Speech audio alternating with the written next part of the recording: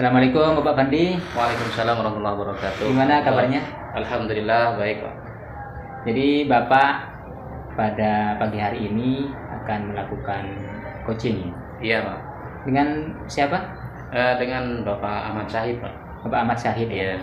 Begini Pak, pada kesempatan kali ini sebelum kita melakukan coaching dengan Bapak Syahid ya, saya akan melakukan beberapa pertanyaan nih Pak dalam proses pra observasi ini terkait dengan rubrik penilaian begitu Pak. Dan kita pada coaching pada hari ini yang ingin Bapak kembangkan dari kompetensi coaching itu apa Pak dari proses coaching ini? Yang ingin saya kembangkan Pak yaitu yang pertama kehadiran penuh Pak sebagai coach, kemudian mendengarkan aktif dan mengajukan pertanyaan yang memang berbobot. Jadi kompetensi yang ingin Bapak Fandi kembangkan itu adalah kehadiran penuh begitu Pak ya, Ya. mendengarkan aktif dan juga memberikan pertanyaan yang berbobot. Dari ketiga kompetensi itu yang ingin Bapak kembangkan, kira-kira apa yang paling spesifik gitu Pak dari ketiga kompetensi itu yang ingin dikembangkan? Yang ingin saya kembangkan dari tiga kompetensi itu yang paling utama Pak yang saya ingin kembangkan yaitu kehadiran penuh Pak. Jadi menghadirkan diri secara penuh pada coaching. Baik, setelah Bapak menjelaskan apa kompetensi yang paling spesifik yang ingin dikembangkan oleh Pak Fandi, kemudian kira-kira indikator ketercapaian dari kesuksesan proses coaching ini Pak yang ingin dicapai oleh Pak Fandi? Indikator ketercapaian saya Pak yaitu saya bisa menggali potensi dari coach sendiri. Jadi coach dapat menemukan penyelesaiannya sendiri dengan kekuatannya sendiri Pak, tanpa saya bantu. Baik, jadi indikatornya adalah Bapak Syahid begitu sebagai coach bisa menemukan solusinya begitu Pak ya. Iya. Baik Pak, cukup sekian dari proses pra observasi ini. Silakan Bapak melakukan coaching dengan Pak Syahid. Semoga nanti bisa berjalan dengan lancar Pak. Amin. Pak.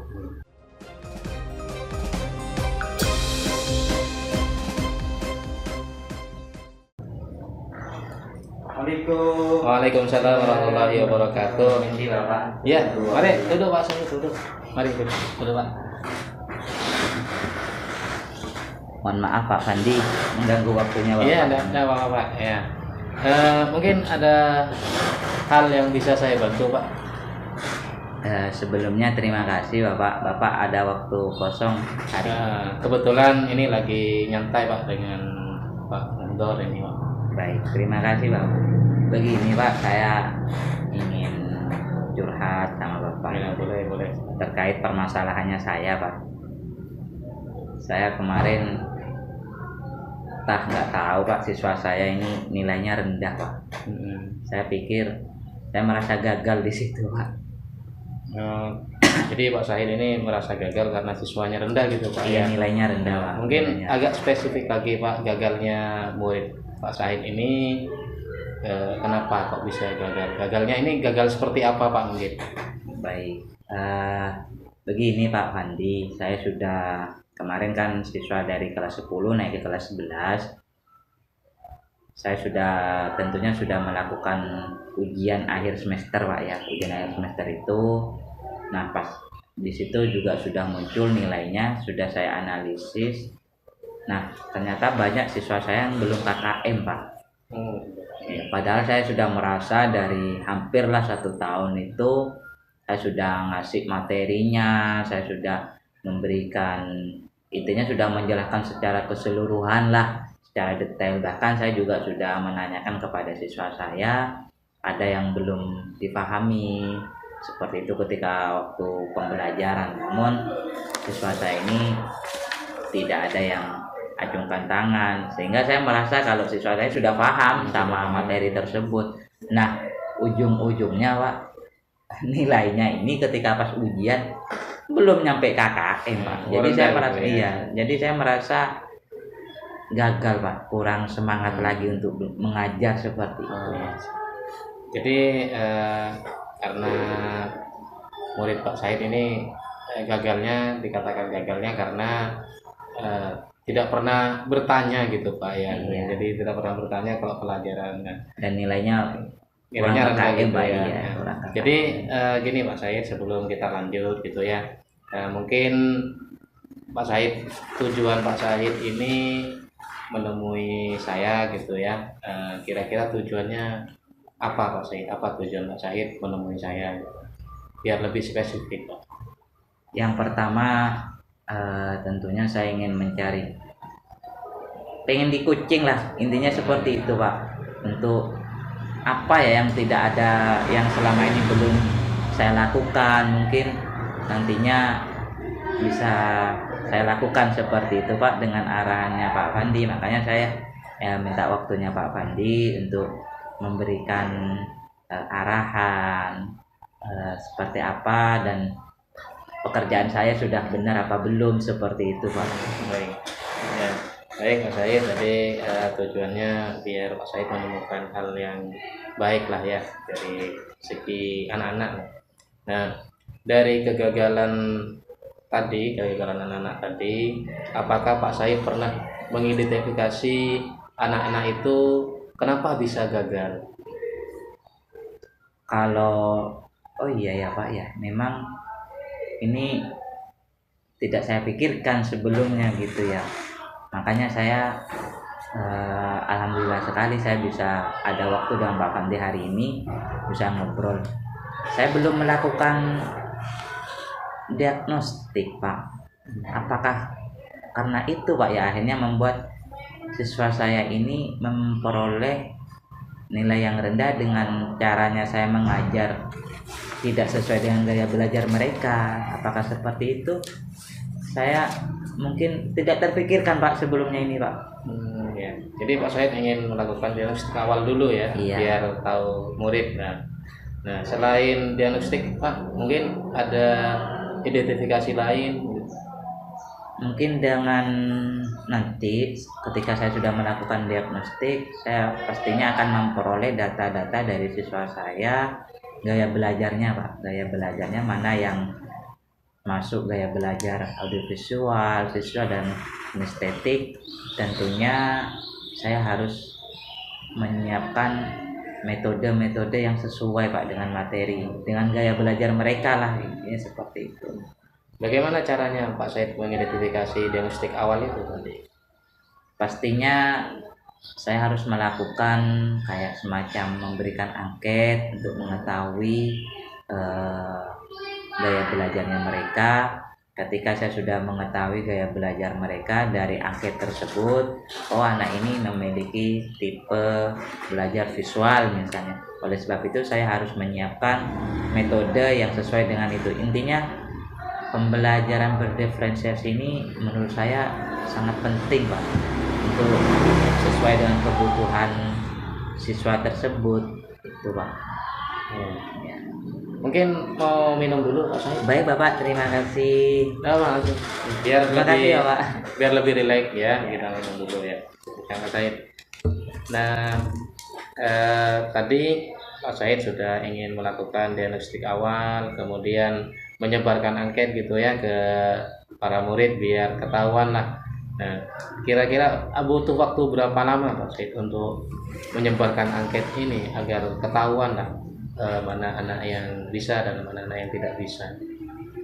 Sekarang kan ada siswa baru Pak, Iya. anak kelas 10 baru kemarin MPLS. Pastinya mereka intinya masih beradaptasi dengan lingkungan. Yang namanya siswa yang baru dari dunia SMP ke dunia SMK itu butuh adaptasi juga Pak. Meskipun saya kasih waktu pembelajaran saya, nanti saya kasih diagnostik awal, pastinya mereka masih toleh kanan toleh kiri Pak, belum percaya diri ya.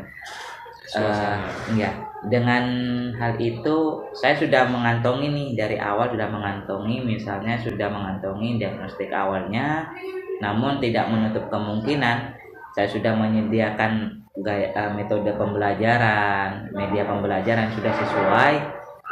tidak menutup kemungkinan mereka tentunya nanti belum begitu paham secara penuh, karena dari tadi waktu pengisian si angket dia tidak percaya dengan dirinya, padahal sudah meskipun sudah saya kasih tahu silakan diisi secara jujur, yang namanya anak masih proses beradaptasi dengan teman-temannya, belum percaya diri dan lain sebagainya, hal itu mungkin bisa terjadi juga Pak. Sehingga saya harus melakukan diagnostiknya ini tidak hanya sekali Pak, mungkin dengan sekali tersebut saya dapat, dengan pembelajaran sudah saya lakukan, dengan gaya belajar sudah saya sesuaikan, pastinya saya harus memperoleh nilai, saya analisa lagi. Jikalau nanti masih rendah, saya harus melakukan diagnostik awal dengan sistem mungkin pertanyaan yang diangket yang saya kasih belum mengena pada si anak, harus saya rubah bagaimana caranya betul-betul anak ini mengisi yang betul-betul apa menjadi kebutuhannya, seperti itu Pak. Nah, tadi sudah kita identifikasi, Pak Said sudah identifikasi bahwa murid ini melakukan diagnostik awal ya Pak ya, sebagai rencana awal. Nah, selain rencana diagnostik awal ini, setelah mendapatkan beberapa tadi kemampuan siswa lah ya, kira-kira ada enggak rencana lain yang sekiranya dapat Bapak Said lakukan? Rencananya pasti setelah saya mengetahui gaya belajar Pak ya, gaya belajar di sana, tentunya media-medianya Pak harus saya pelajari lagi, harus saya gali sebanyak mungkin. Saya intinya tidak hanya fokus satu media Pak kalau sudah seperti ini. Intinya selama ini mungkin kegagalan saya itu ya disebabkan hanya menggunakan satu media, karena saya belum melakukan diagnostik awal tadi itu Pak. Sehingga saya hanya fokus satu media, yang tahu ya cuma ya sesuai dengan gaya belajar media tersebut, seperti itu Pak. Jadi ada dua hal ya yang ingin Bapak Said rencanakan. Dari dua rencana ini Pak Said, mana yang prioritas utama yang akan Bapak Said lakukan? Tentunya yang akan semuanya menjadi prioritas saya Pak, kalau sudah seperti itu. Karena kalau sudah saya mengetahui gaya belajarnya si anak, kemudian saya juga harus menyiapkan media yang sesuai dengan gaya belajar si anak. Semuanya akan menjadi prioritas saya itu Pak nanti, untuk bisa mencapai lah minimal berapa persen anak yang dari sekarang, yang dari kemarin lah dengan yang sekarang ini lebih baik, intinya seperti itu Pak. Lebih baik dari yang sekarang itu Pak Said ya. Nah, dari mungkin tadi saya tidak tanya masalah skala anak-anak ya, karena tadi sudah diceritakan sama Pak Said bahwa anak-anak ini sudah dibawa KKM gitu ya. Nah, nanti setelah melaksanakan rencana Pak Said ini, dari mulai diagnostik, menyebarkan menggunakan media gitu ya, media yang memang interaktif untuk anak-anak. Kira-kira kalau Pak Said yang inginkan skala anak ini berapa Pak Said? Dari 1 sampai 100 lah gitu ya. Dari 1 sampai 100 ini kira-kira anak-anak ini pengen di posisi yang mana? Kalau inginnya saya maksimal Pak. Oh, maksimal 100 gitu Pak ya. Jadi semuanya dapat 100 gitu ya. Iya. Meskipun setidaknya seperti ini Pak. Kalau 100 tidak terlalu muluk-muluk lah saya ya, intinya setidaknya anak-anak saya, dengan saya mengetahui gaya belajar mereka dan media dan metode pembelajaran sudah sesuai dengan mereka, setidaknya mereka tuntas semua lah Pak, sudah sesuai KKM lah, intinya itu harapan saya Pak. Jadi kalau masalah memperoleh nilai harus 100 dan 90 dan sebagainya, itu kalau bagi saya kurang. Memang kalau yang saya inginkan memang 100 semua alhamdulillah, tapi setidaknya yang minimal harus menjadi targetnya saya adalah mereka sudah KKM seperti itu Pak. Sudah mampu gitu Pak ya, sudah mampu dalam menguasai materi yang betul, intinya sudah mampu seperti itu Pak. Jadi ada keterampilan lah untuk ada. Jadi dari hal yang Bapak Said utarakan tadi, mulai dari mengidentifikasi anak, kemudian merencanakan hal tindakan yang akan Bapak Said lakukan. Sekarang kira-kira eh, rencana itu mulai dari awal sampai akhir kira-kira butuh waktu berapa lama Pak? Mungkin seminggu, 2 minggu atau Baik Pak. bagaimana? Tentunya karena siswa masih beradaptasi dengan lingkungan, saya kalau terlalu cepat juga tidak mungkin juga Pak, karena penerapannya untuk mencari diagnostik betul-betul si anak mengisi gaya belajarnya, tumbuh dalam dirinya sendiri untuk mengisi. Perkiraan saya yang saya inginkan setidaknya saya harus membutuhkan waktu itu 1 bulanan Pak. 1 bulan baru anak-anak kan sudah mengenal lingkungannya, mana temannya, mana kakak kelasnya, oh itu jurusan yang lain dan sebagainya. Setidaknya 1 bulan Pak, itu yang saya butuhkan waktunya Pak untuk mengetahui si anak betul-betul dari diagnostiknya murni dalam dirinya sendiri, sehingga proses pembelajaran itu biar lebih maksimal, lebih enjoy seperti itu Pak.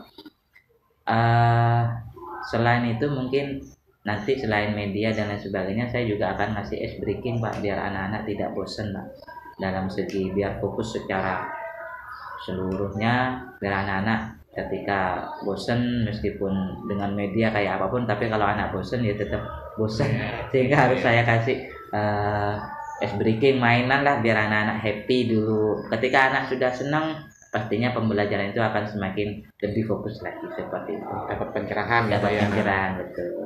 Jadi dari tadi yang sudah kita bicarakan Mas Said, kira-kira apa manfaat dari coaching yang kita lakukan ini Pak Said? Alhamdulillah Pak, sangat manfaat sekali coaching kita hari ini Bapak. Saya bisa menemukan solusi sendiri ya, sebelumnya tidak saya pikirkan gitu ya. Alhamdulillah dengan adanya coaching dari Pak Fandi, alhamdulillah saya kok tidak kepikiran untuk melakukan ini. Ternyata saya bisa Pak melakukan itu semua, cuma ya mungkin karena kepikiran sana sini adanya itu yang tidak saya lakukan Pak. Banyak tanggungan gitu Pak itu ya. Betul. Intinya seperti itu Pak. Sering terlupakan cara-caranya seperti itu Pak. Jadi dari coaching ini semoga nanti bisa bermanfaat Said ya. Amin. Kira-kira kalau sudah coaching ini selesai, Pak Said sudah menerapkan rencana tadi, kira-kira kita bisa bertemu lagi Pak Said untuk mengetahui perkembangan yang Bapak Said lakukan. Baik Bapak, baik. Saya pastinya akan menemui Bapak lagi untuk menceritakan, butuh coachingan lagi untuk menceritakan dari hasil yang sudah saya lakukan. Mungkin masih ada yang saya ketahui belum saya eksplor, belum saya ungkapin kenapa kok tidak kepikiran seperti ini ya, seperti itu. Mungkin pasti saya akan menemui Bapak lagi setelah saya melakukan ini Pak. Semoga nanti bisa coaching kalibrasi Pak ya. Jadi sudah punya kemampuan dalam identifikasi, sudah bisa menurunkan ilmu. Sebenarnya coaching ini saya juga dapat ilmu dari Pak Said ini. Ya. Jadi sharing Pak. Jadi Pak Said ini sudah mengeluarkan kemampuannya, jadi pelajaran juga bagi saya. Jadi saling timbal balik lah Pak. Ya, terima kasih Pak. Ya itu saja Pak Saidnya yang bisa saya temani hari ini, karena hari ini ada tugas juga Pak Said. Terima kasih Pak Fandi atas waktunya Pak, sudah mendengarkan keluh kesahnya saya sudah curhat sama Pak Fandi nih. Rasanya lebih curhat ya, sharing Pak. Terima kasih atas waktunya Pak Fandi. Ya Pak Said. Mari Bapak. Waalaikumsalam warahmatullahi wabarakatuh.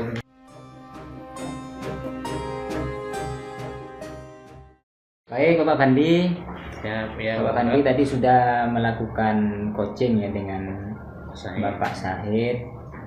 Nah sekarang kira-kira bagaimana perasaan dari Pak Fandi setelah melakukan coaching itu dengan Pak Said? Setelah coaching dengan Pak Said tadi, saya memperoleh banyak hal dari Pak Said. Jadi meskipun saya tidak mengalaminya, seakan-akan saya mengalami hal yang terjadi pada Pak Said. Jadi dari coaching ini, ternyata coach ini seakan-akan berada dalam situasi yang sama dengan Pak Said tadi. Jadi coach itu ternyata ya harus merasakan apa yang dirasakan kucingnya. Baik Pak, sebelum kita menutup sesi coaching ini, saya ingin mengajukan beberapa pertanyaan kepada Bapak Fandi. Kira-kira dari indikator yang Bapak sampaikan tadi pada tahap pra-observasi, itu kira-kira sudah berhasil apa tidak Pak indikator tercapaiannya? Untuk indikatornya Pak, kan tadi saya waktu observasi terus saya mengungkapkan 3 hal Pak, yaitu yang kehadiran penuh, kemudian mendengarkan aktif, yang ketiga itu pertanyaan berbobot. Jadi untuk kehadiran penuh sudah saya laksanakan Pak, tapi untuk mendengarkan aktif ini masih separuh-separuh Pak, kadang nggak konsen. Kalau yang pertanyaan berbobot ini masih perlu latihan lagi Pak. Jadi perlu latihan lagi untuk menyampaikan, untuk menanyakan, sehingga bisa menggali potensi lebih jauh dari coach tadi Pak. Begini Pak, saya sebagai pengamat di sini, jadi saya sudah membuat catatan tadi sepanjang proses coaching Pak Fandi dengan Bapak Syahid. Di sini saya mengamati bahwa proses coaching itu sudah berjalan dengan baik ya. Jadi sudah sesuai dengan alur kita. Di sana Bapak Fandi sudah menanyakan tujuan, kemudian mengidentifikasi dan menanyakan rencana aksi dari yang dilakukan Pak Syahid ke depannya, kemudian bentuk tanggung jawab dari Pak Syahid. Jadi saya kira pada proses coaching ini sudah berjalan cukup baik Pak. Tapi yang menjadi pertanyaan saya berikutnya adalah kira-kira kompetensi apa lagi Pak yang ingin dikembangkan oleh Bapak Fandi ke depannya Pak? Kompetensi yang ingin saya kembangkan, bagaimana saya itu membuat sebuah pertanyaan terbuka Pak. Jadi pertanyaan yang berbobot yang memang terbuka, tidak mengarah kepada guru tersebut, coach tersebut menyampaikan argumen Pak, tetapi dia memang benar-benar menyampaikan kompetensi pribadinya. Jadi saya itu pengen mengembangkan bagaimana membuat pertanyaan yang memang benar-benar terbuka dan berbobot sehingga bisa menggali potensi coach itu sendiri. Jadi pada intinya Bapak Fandi menginginkan pada proses coaching berikutnya itu lebih baik lagi Pak ya? Iya. Terutama terkait dengan mengajukan atau memberikan pertanyaan yang lebih berbobot. Baik Pak, semoga kompetensi yang akan Bapak Fandi kembangkan nanti bisa berhasil dan bisa berjalan dengan baik. Dan cukup sekian pada proses coaching kali ini Pak. Jadi pada proses tahapan pasca observasi ini juga sudah cukup selesai. Bapak Fandi juga sudah mengungkapkan perasaannya, kemudian hal-hal apa saja yang ingin dikembangkan pada proses coaching berikutnya Pak. Baik, terima kasih Bapak sudah meluangkan waktunya. Assalamualaikum warahmatullahi wabarakatuh. Waalaikumsalam warahmatullahi wabarakatuh. Terima kasih Pak. Sama